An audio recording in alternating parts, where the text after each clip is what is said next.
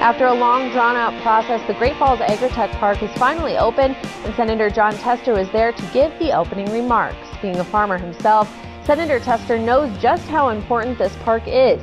He says that this type of industrial park will provide a way for agriculture industries to transport their goods and have a positive impact on Montana's economy. People see the opportunity to help expand the economy here and create good jobs, and when you get people working together, good things happen, and this is a prime example of public and private dollars coming together to do some good things.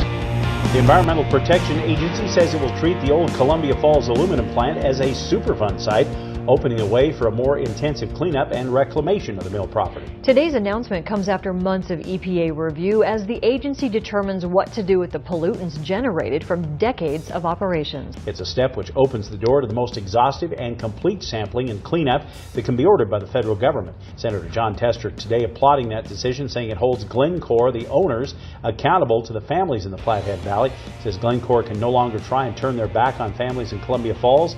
This decision guarantees that after 7 years of broken promises and stonewalling, Glencore will finally be held accountable for the cleanup of CFAC. Montana's senators are taking part in a bipartisan effort to appeal a rule by the State Department that would cost gunsmiths and even some gun owners an annual fee of over $2,000. Senators Steve Daines and John Tucker say the problem is the State Department's definition of manufacturing is too broad.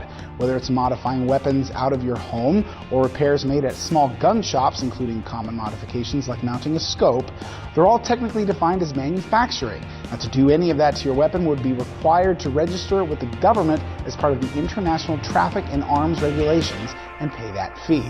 The Montana lawmakers are keeping a close watch on a proposed multi-billion-dollar deal to buy U.S. seed maker Monsanto.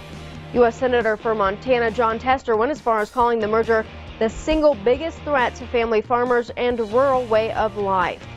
Bayer Ag, a German multinational chemical and pharmaceutical company, has agreed to buy U.S. seed maker Monsanto.